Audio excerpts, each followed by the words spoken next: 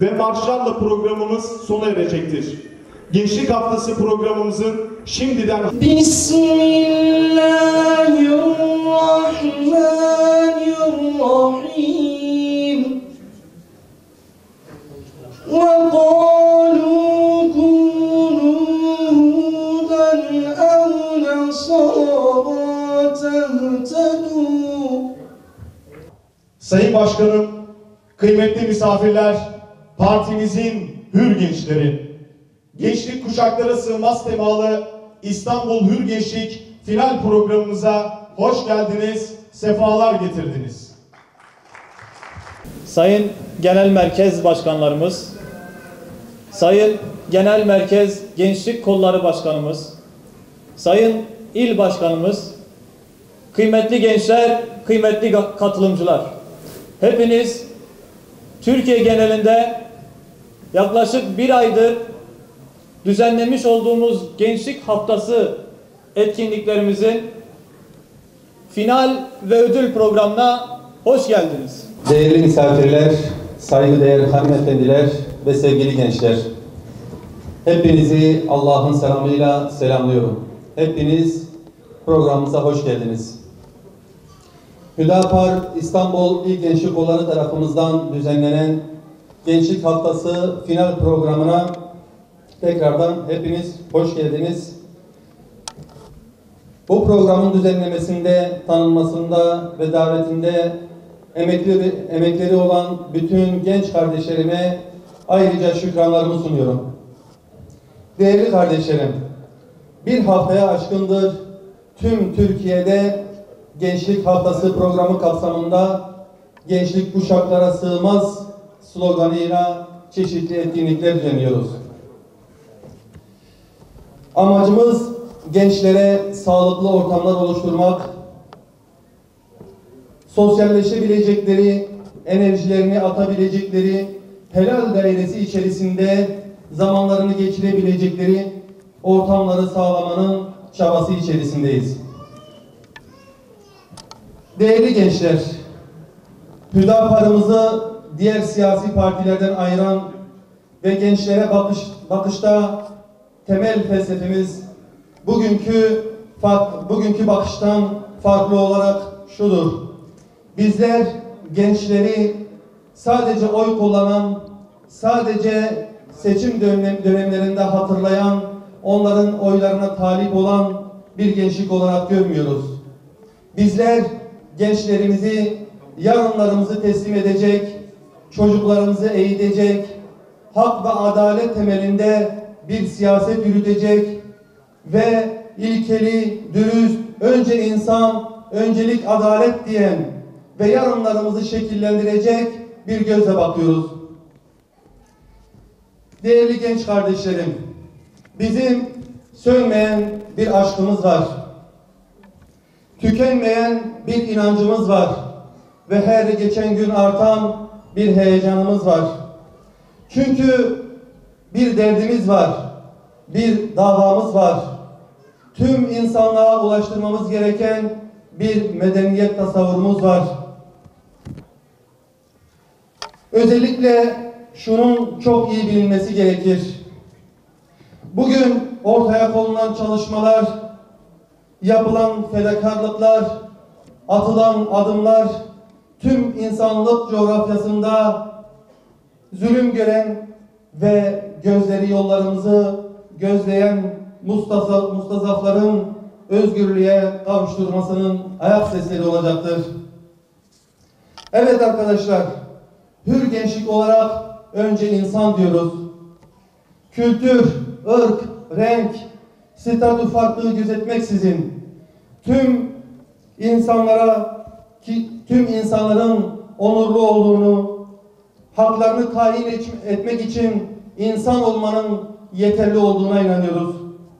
İnsanı olduğundan farklı bir yere konumlandıran, insanı sömüren, toplumu sınıflaştıran, daha fazla kazanmak adına tüketici bir toplum oluşturan Batı'ya rağmen, kapitalist, emperyalist, siyonist güçlere rağmen bizler insanı eşrefi mahlukat olarak görüyor ve iyi, doğru ve güzel olan ne varsa bu şerefli varlığa sunmak adına elimizden gelen gayreti gösteriyoruz. Rıza-i ilahi kendisine düstur edinen, üreten, toplumu kalkındıran proje ve çalışmalarıyla herkese örnek olan bir gençlik yetiştirmenin çabası içerisindeyiz. Unutmayın ki bizleri iç ve dış saldırılara, şer odaklarının desiselerine karşı korunaklı hale getirecek olan fikriyatımızın manevi derinliği ve kuvvetidir.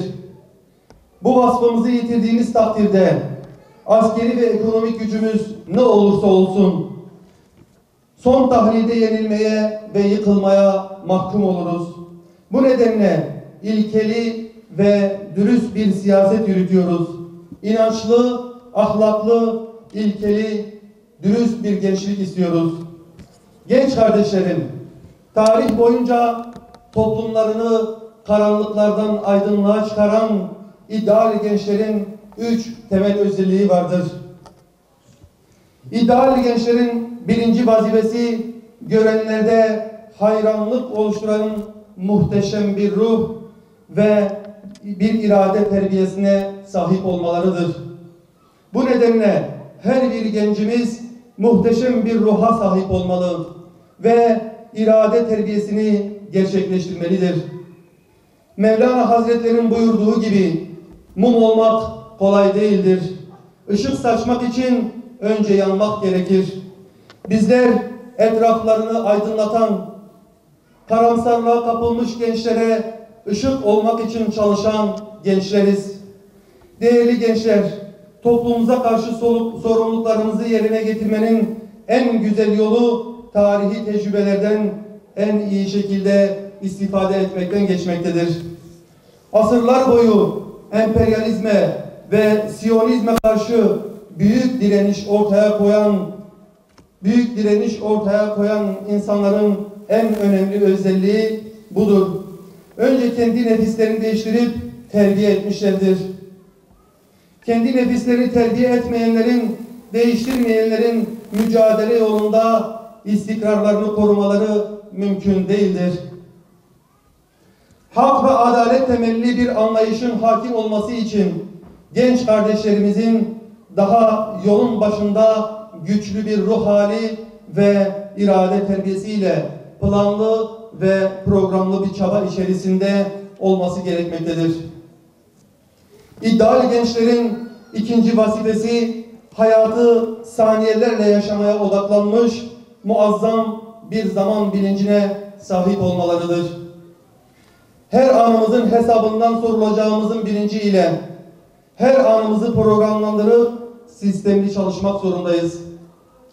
İşimizin vaktimizden çok olduğunu hiçbir zaman unutmamalıyız. İnsana emanet edilen en büyük nimetlerden birisi olan zamanın başıboş bir şekilde tüketilmesi, bir Müslüman gencin başına gelebilecek en büyük musibetlerden bir tanedir. Bu musibetten kurtulmanın yolu ise zamanı saniyelerle yaşayabilecek bir teyakkuz haline dönüştürebilmekten geçer.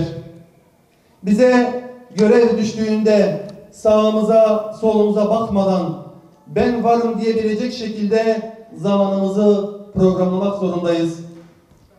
İdeal gençlerin üçüncü vazifesi her türlü yoğunluğa ve yorgunluğa rağmen asla terk etmedikleri manevi programları olmalıdır.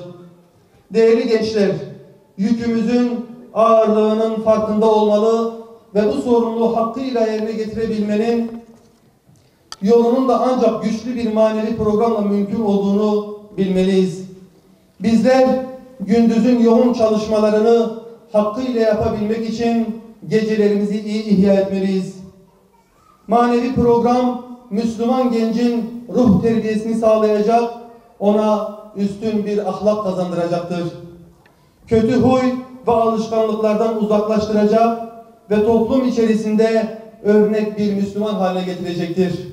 Değerli kardeşlerim, bu kutlu davayı en ileriye götürmek, her bir gence, her bir ferde ulaştırmak için gece gündüz demeden çalışacağınıza söz veriyor musunuz? Evet, bu bilinçle ve gayretle çalışacağınıza olan inancımız tamdır. Çünkü sizler beklenenlersiniz. Yolu gözlenenlersiniz. İmanla, aşkla ve heyecanla donanmış kahramanlarsınız.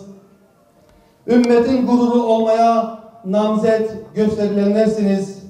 Haydi ayağa kalkın ve yürüyün. Hür, adil ve güzel yarınlara hep birlikte yürüyelim.